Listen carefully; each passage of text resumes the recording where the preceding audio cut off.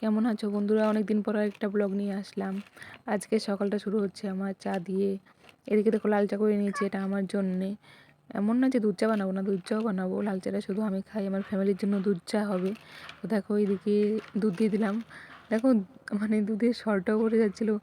দুধের সরটা দিলে তো মানে দুধটা হালকা হয়ে যাবে না, ছেলে যেহেতু দুধটা খায়, দুধের তো টেস্ট থাকতে হবে।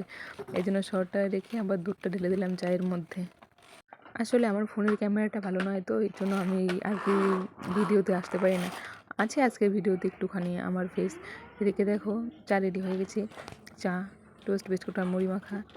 আর এইদিকে আমার মা আবার চা দিচ্ছে বাইরে, আমার দাদা ভাইনাকে, আমার ছেলেকে দিচ্ছে।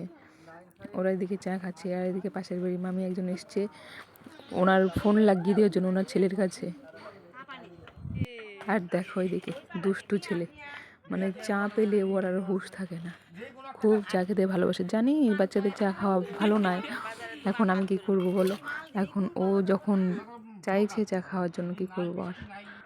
তারপরে আবার এইদিকে ওর মামা ওকে অনেক খাবার জিনিস এনে দিল, ও নিজেও খাচ্ছে ওর মাম্মাকেও দিচ্ছে। কেক খাও। কি আনতি? আমার গেছে তো গেছে পাম্পা।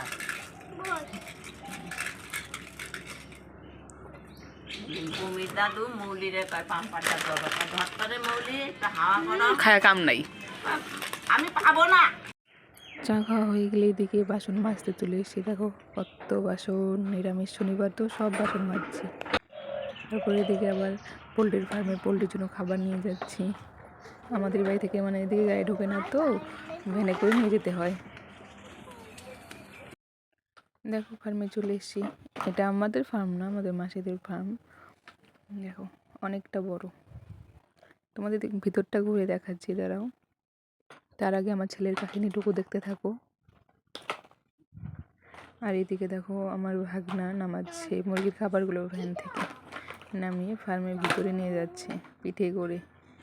কত কষ্ট, তাই না বলো?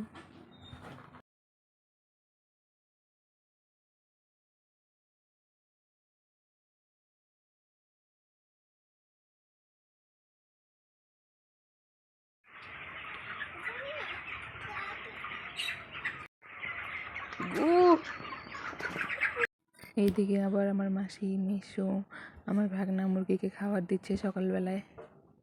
ওই দেখো ভাগনা খাবার দিচ্ছে।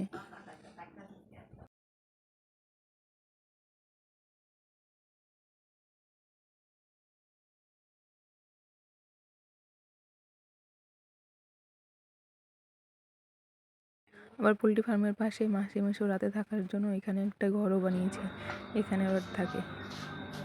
দেখো ঘরের ভিতরটা কত সুন্দর। আমার ছেলে এখানে আসছে, আমার ছেলে আসার আগে মাসি এসছে, দেখো পান খাচ্ছে।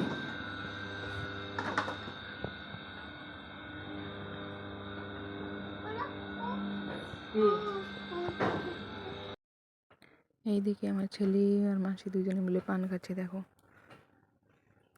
মাসি যেন কি যেন বলছিল, মনে নেই ঠিক। দেখো মাসির মুরগির ঘরটা টিপি টাপি করে গুছিয়ে রেখেছে। এইদিকে আবার আমার মাসি ঠাকুর রেখেছে, শিব ঠাকুর আর পঞ্চদত্ত।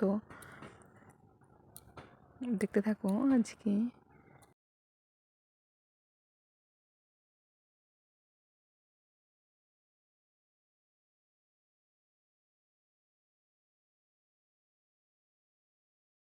তারপর চলে আসলাম আমরা লাউ মাছ চায়, লাউ শাক তুলছে মাসি, আমিও শাক তুলবো কয়েকটা।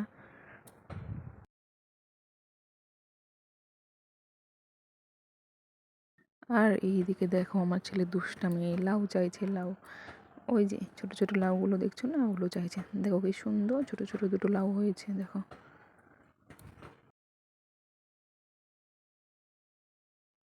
এইদিকে দেখো আবার আমার ছেলে ওর দাদাকে দেখে পাগল হয়ে দৌড়ে চলে গেল ওর কাছে। তারপর দেখো এদিকে কত সুন্দর লাউ মাছের নিচে শাক হয়েছে।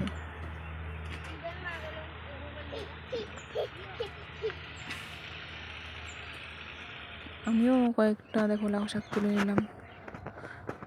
শাক আমাদের তোলা শেষ।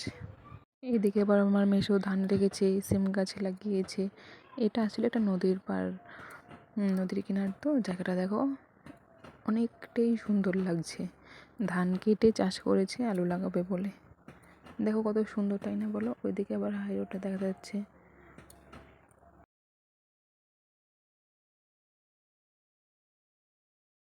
এদিকে আমি আবার কয়েকটা ধনেপাতা তুলে নিচ্ছি, বাড়িতে নিয়ে যাবো বলে।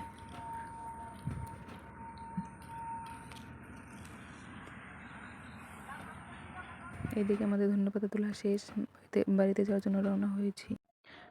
রাস্তায় দেখি এত বড় গরু ধান। এইদিকে আমার ছেলে আমার ভাস্তা বাড়িতে যাচ্ছে।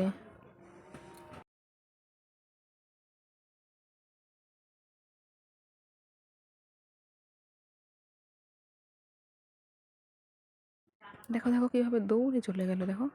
এদিকে বাড়িতে এসে আবার আলু কাটা শুরু হয়ে গেল। কিছুটা আলু কেটে যাবো কোচবিহার। কোচবিহারের জন্য এদিকে আমরা রেডি হয়ে নিয়েছি। দেখো মা ছেলে দুইজনে মিলে। আমার ফেসটা আজকে প্রথম আসলো ভিডিওতে। ক্যামেরা ভালো হলে অবশ্যই আরও ফেস আনবো। তারপর এখানে বেরিয়ে গিয়েছি, রাস্তায় আছি গাড়ির জন্য।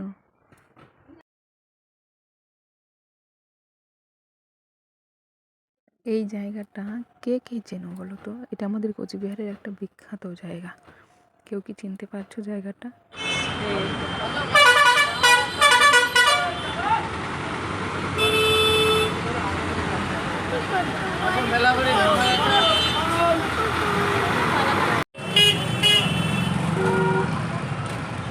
তারপর চলে এসে দেখো মেলায় এসে ছেলেকে বসিয়ে দিয়েছি হাঁসের ওপরে। দিনের বেলা তো মেলাটা তো ভালো দেখা যাচ্ছে না, রাত হলে ভালো লাগতো। আজকের মতো ব্লগটা এখানেই শেষ করছি। ততক্ষণে তোমরা ভালো থেকো, সঙ্গে থাকলে এগিয়ে যাব, আরও ব্লগ করব। বাই বাই বন্ধুরা, ততক্ষণ তোমরা ভালো থাকো, সুস্থ থেকো।